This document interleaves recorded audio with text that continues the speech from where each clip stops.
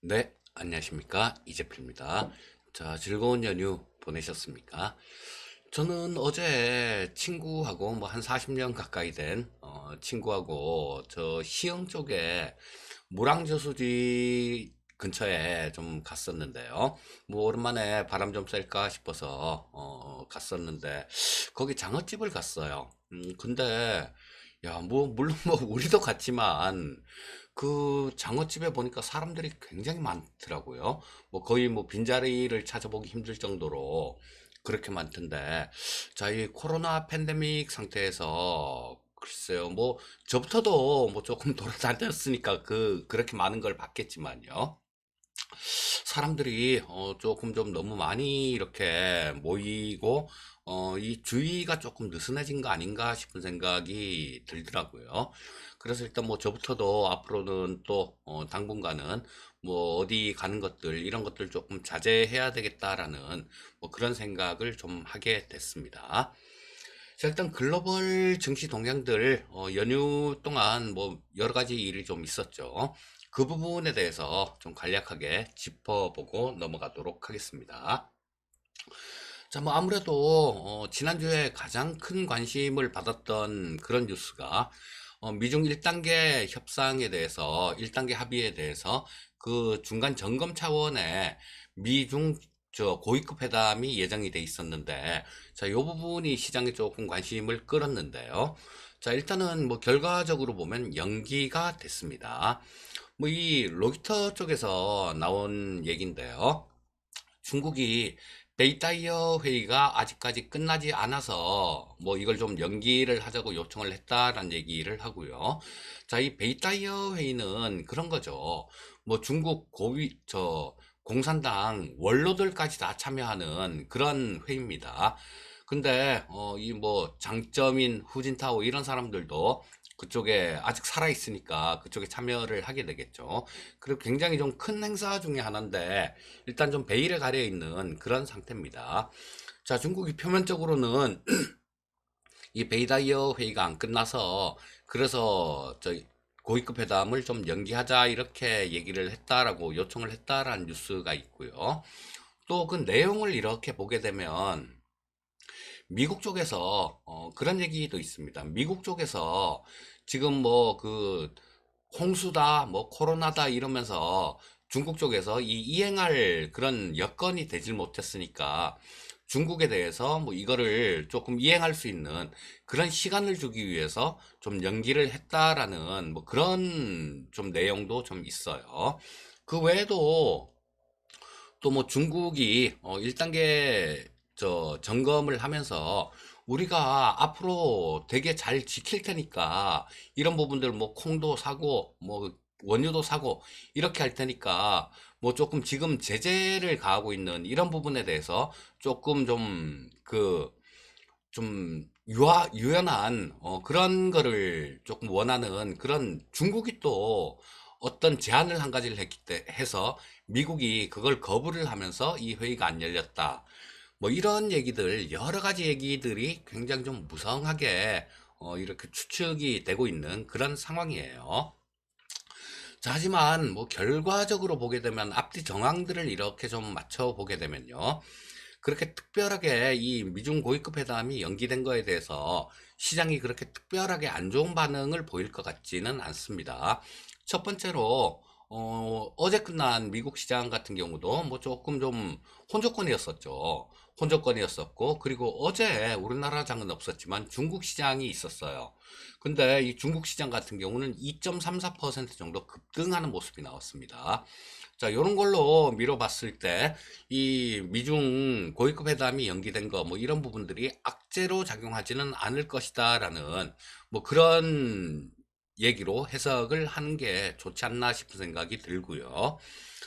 자, 우리나라 양재츠 국무위원이 중국 양재츠가 이번 주에 빠르면 이번 주에 우리나라를 방문할 것이다라는 그런 얘기들이 지난주부터 좀 있어 왔죠. 자, 근데 요거는 또 베이다이어 회의에서 나온 얘기가 뭐 삼연, 삼경, 뭐 세 가지는 부드럽게, 세 가지는 강하게, 뭐 이런 얘기인데요. 자, 요런 얘기가 나왔는데 뭐냐 하면 3연은 뭐냐 하면 미국과 그 다음에 서방 국가 유럽 쪽이겠죠. 그리고 중국의 행동. 자, 요거는 유연하게라고 그런 얘기고요. 삼경이라는 것도 있어요. 자, 요거는 뭐냐 하면 자, 중국 국내 정치, 그리고 국내 선전, 그리고 홍콩 문제. 자, 요거는 세 가지는 강경하게 뭐 이래서 3년 3경 정책이다라고 그래서 또 요런 얘기가 나왔다라고 얘기를 합니다. 자, 근데 약간 모순되는 거는 홍콩 쪽을 뭐 이 강하게 하려 그러면 이 대외 쪽에서도 조금 강경하게 진행될 수밖에 없죠. 그렇지 않다라면 뭐 이 홍콩 쪽을 만약에 강하게 하면서도 다른 쪽에 저 서방 국가들 이쪽에 양보를 얻어내려 그러면 그만큼 뭔가를 많이 퍼줘야 된다라는 그 이상으로 뭔가를 줘야 된다라는 그런 결론이 나오게 되는데 요거는 약간 좀 뭐랄까 조금 모순되는 그런 거 아닐까 싶은 생각이 들어요. 하지만 일단 뭐 3연 정책이라는 거 중국의 행동은 유연하게 뭐 이런 쪽은 아무래도 대외적인 부분들 이런 부분들을 얘기하는 것 같아요. 자, 그렇다면 양재치가 만약에 이번 주에 우리나라에 오면 지금 여러 가지 조금 뭐 불안한 그런 얘기를 하는 저 언론도 좀 있습니다. 뭐냐 하면 양재치가 줄을 세우기 위해서 뭐 우리나라로 올 것이다. 지금 미국하고 워낙 좀 안 좋은 상태니까 뭐 그런 일단 얘기도 하고 그러는데 그 부분 같은 경우는 또 그렇게 하더라도 전혀 우리나라에 뭘 주지 않고 강압적으로 할 수만은 없죠. 자, 지금 우리나라 같은 경우는 굉장히 좀 지리적으로도 중요한 그런 쪽에 있고, 미국의 가장 뭐 우방국 아니겠습니까? 자, 그래서 이 양재츠가 방문을 하게 되면 과연 뭐 어떤 선물 보따리랄까? 뭐 그런 부분들이 어떤 게 있을까? 뭐 그런 것도 뭐 관련되는 내용들이 주식시장에서 종목별로는 좀 반영이 될 가능성도 있다라고 봅니다. 자, 일단 이 고위급 회담이 가장 관심이 많았던 그런 분야이기 때문에 그 부분을 좀 먼저 말씀을 드렸고요. 자, 미국 상무부 쪽에서 하웨이 제재를 강화한다라는 그런 내용이 있었습니다. 그리고 또 틱톡을 규제를 했었죠. 그리고 그 텐센트가 운영하는 위챗도 규제를 했습니다. 그런데 또 이 알리바바 쪽도 규제를 검토하고 있다라는 그런 얘기를 또 했고요. 자, 그래서 이 미국이 중국에 대한 이 압박 수위, 뭐 이런 부분들은 점점 이 커져가는 그런 내용 아닌가 싶은 생각이 듭니다. 자, 그리고 19일 날은 저 내일 저녁이네요. 이 연준의 그 의사록이 공개가 됩니다. 여기서도 확인을 좀 해봐야 될 부분들은 이 연준이 뭐 향후에 어떤 금리 정책들 뭐 이런 부분들을 어떻게 갖고 갈 것인가 뭐 그런 게 의사록에 담겨 있겠죠. 근데 이 연준의 이 저 스탠스는 지금 거의 확고하죠. 웬만해서는 금리를 안 올리겠다. 그리고 인플레이션도 평균 인플레이션 개념을 도입하겠다라는 그런 얘기를 했으니까 아마 이쪽에서도 그렇게 매파적인 그런 얘기가 나올 가능성은 그렇게 크지는 않습니다. 또 유명한 회의죠. 잭슨홀 미팅 27일부터 28일 날 미국 잭슨홀에서 원래는 하는데요. 요거는 화상회의로 대체한다라는 얘기가 있습니다. 코로나19 때문에요. 자, 요쪽에서도 뭐 어떤 얘기가 나올지 그런 부분들이 좀 관심사로 봐야 될 거고요. 골드만삭스에서는 S&P 500 목표치를 3,600으로 뭐 한 20% 정도 상향 조정한다라는 그런 얘기가 있었습니다. 자, 그리고 뭐 저런 것들 우리나라 기업 관련된 내용들은 IBM에서 이 프로세서에 대한 신제품을 발표를 했습니다. 근데 요 생산은 삼성 파운드리에서 한다라는 그런 내용이 있었고요. 자, 우리나라 하나 쪽이 이 니콜라가 수소차 회사죠. 자, 이 한화가 이 니콜라 북미 수소 충전소 뭐 요쪽을 전담해서 운영한다라는 그런 내용도 있었습니다.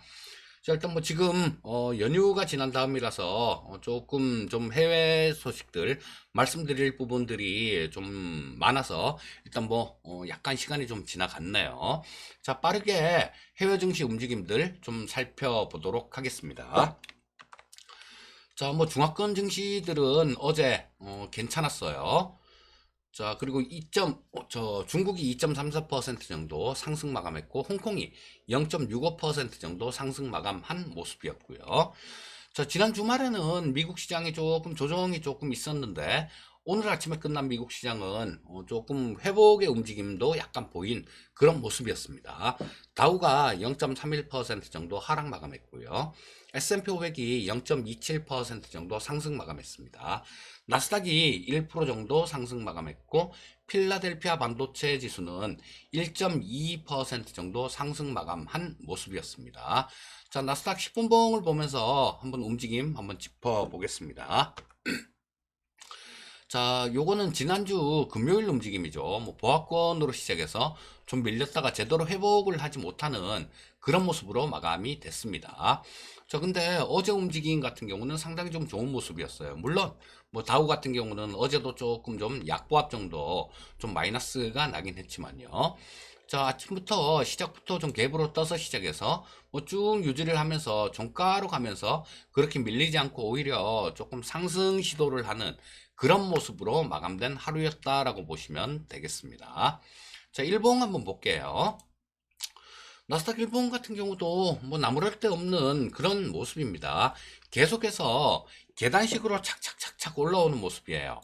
자, 올라왔다가 조정받고 올라왔다가 조정받고 올라왔다가 조정받고 올라왔다가 조정받고 올라왔다가 조정받고 또 올라왔다가 조정받고, 자, 계속해서 그런 모습이 나오고 있고, 지금은 또 자, 뭐 이 전고점을 또 돌파를 시도하는 그런 모습들이 나오고 있는 그런 상황입니다.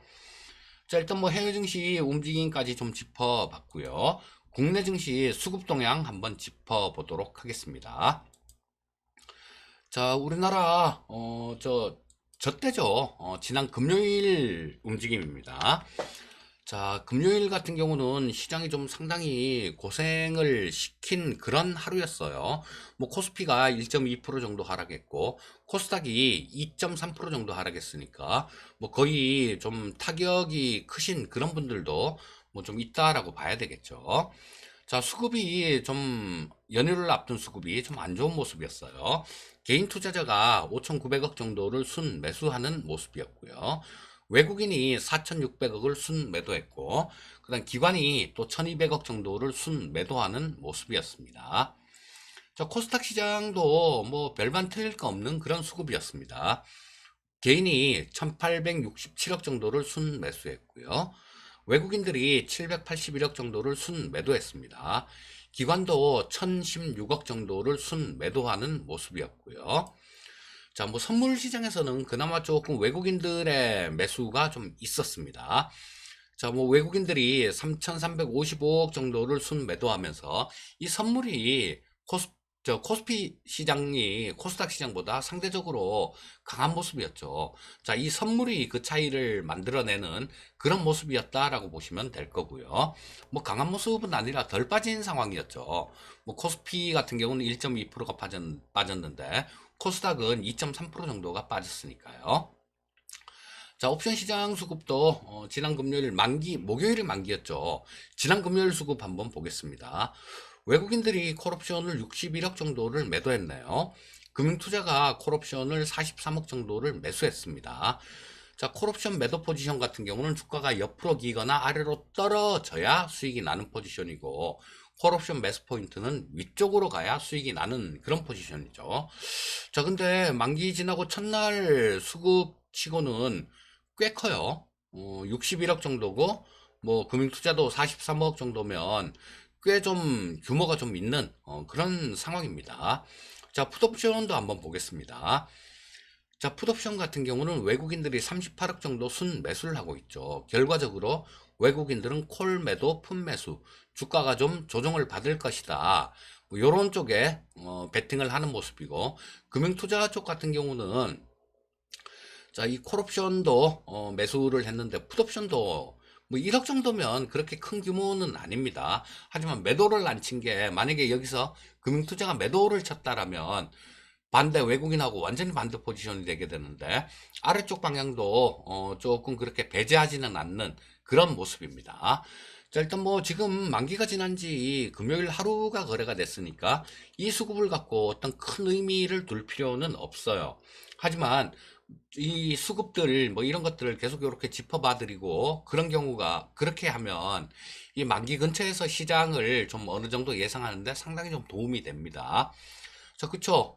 이번에도 지난주에 제가 만기 근처에서 변동성이 커질 수 있을 것 같습니다, 라는 말씀을 이 수급을 보면서 말씀을 드렸는데요. 자, 그런 부분들이 그대로 시장에 나왔으니까, 뭐, 물론, 100% 그대로 맞아 들어가진 않습니다. 이들 같은 경우도 뭐 자전이라고 막 돌릴 때가 있어요. 자전이라는 거는, 요건 뭐 설명하려면 시간이 좀 걸리겠네요. 자, 일단 뭐 다음에 기회 되면 설명을 드리기로 하고요. 자, 일단 뭐 국내 증시 수급 동향, 옵션 시장까지 전부 다 짚어봤고요. 자, 뭐 시장 움직임, 국내 증시 움직임 뭐 보면서 또 투자 전략까지 세워드리는 시간 갖도록 하겠습니다. 일단 코스피 시장 10분 봉을 보면서 움직임부터, 지난주 금요일 움직임부터 짚어볼게요. 자, 조금 뭐 시작은 그렇게 나쁘지는 않았습니다. 지난 금요일 날 뭐 조금 좀 마이너스권으로 시작하긴 했지만, 뭐 아래 꼬리 달고 뭐 바로 좀 이렇게 올라오는 그런 모습이었는데 오래 가진 못했어요. 뭐 처음에 잠깐 장 초반에 발끈하다가 그대로 쭉 밀려버리는 모습이 나왔습니다. 그리고 뭐 반등 시도를 했지만 제대로 반등하지 못하고 계속 좀 왔다 갔다 하는, 좀 횡보하는 그런 모습이 나왔는데요. 자, 이런 움직임에는 어제가 월요일이 휴장이었다라는, 그 연휴를 앞둔 증시다라는 그런 부담감도 좀 있었죠. 뭐 그리고 미중 고위급 회담 뭐 이런 부분들도 좀 있었고, 우리나라 코로나 환자 증가에 대한 그런 우려감도 좀 있는 모습이었습니다. 자, 일봉을 보면서 조금 마무리를 해 드리겠습니다. 자, 뭐 결론적으로 말씀드리면 변동성 요인은 좀 있습니다. 자, 우리나라 시장이 전 세계에서 가장 좀 강하게 많이 올라온 시장이죠. 이 많이 올라온데 거기에 대한 배경은 뭐 우리나라 저 경제 성장률 전망치들 뭐 이런 것들도 상당히 좀 잘 나왔고요. 그런데 보다 본질적으로 그렇게 나온 이유 자체가 우리나라가 코로나 환자에 대한 방역을 잘했다라는 그런 부분들 때문에 이렇게 긍정적으로 이렇게 반영되는 그런 모습이었었죠. 하지만 이 코로나 환자들이 많이 증가가 되면서 이런 부분이 약간 희석이 될 수 있다라는 겁니다. 그래서 자, 이런 코로나 환자 급증 같은 경우는 조금 변동성 요인으로 작용할 수도 있다라는 생각이 들어요. 자, 그래서 뭐 지금 해외 쪽들 움직임 같은 경우는 그렇게 나쁘지 않은 그런 모습이었어요. 중국 시장 같은 경우도 뭐 한 2.3% 정도 상승하면서 우리나라 시장에도 긍정적인 요인들 뭐 그런 걸로 작용을 한 모습이었고, 또 연휴 앞두고 조금 매물이 출회가 되면서 시장에서 일정 부분 매물 소화를 했던 그런 내용도 있었죠, 지난주 금요일 날. 자, 뭐 하지만 요런 것들이 코로나 환자가 좀 급증으로 이렇게 이어진다라면 우리나라 시장이 그만큼 강하게 올라왔던 그 명분 자체가 약간은 좀 어느 정도는 희석이 될 수도 있다라고 보셔야 됩니다. 자, 하지만 뭐 이 코로나 같은 경우는 원래 그래요. 처음에 한 대 맞을 때 얼떨결에 모르고 한 대 맞을 때 그건 충격이 굉장히 큽니다. 하지만 뭐 이게 때릴 거 알고 맞는 경우에는 좀 충격이 덜하죠. 자, 그래서 이 코로나 환자가 이렇게 급증을 하는 그런 모습이 시장의 변동성 요인 정도로는 작용을 할 수 있을 겁니다. 하지만 굉장히 강한 시장이에요. 굉장히 강한 시장이기 때문에 이 시장을 그냥 바로 꺾어 넘길 수 있는 그만한 저 파괴력을 가진 그런 건가? 그거는 아니다라고 보셔야 됩니다. 자, 말씀드렸듯이 지금 추세 자체는 완전히 살아있는 그런 모습입니다. 시장의 추세 자체는. 자, 그렇기 때문에 이런 변동성 요인들, 그리고 뭐 미국의 그 부양책 협상이 조금 어려울 것 같다라는 뭐 그런 이달 내에 좀 어려울 것 같다라는 그런 내용도 나오고 있으니까 이런 부분도 좀 변동성 요인으로 작용을 할 수 있을 거예요. 자, 그렇다면 결론은 뭐 어떻게 될까요? 자, 종목별로 그 이슈에 따라서 조금 반응하는 그런 시장이 될 거다라는 겁니다.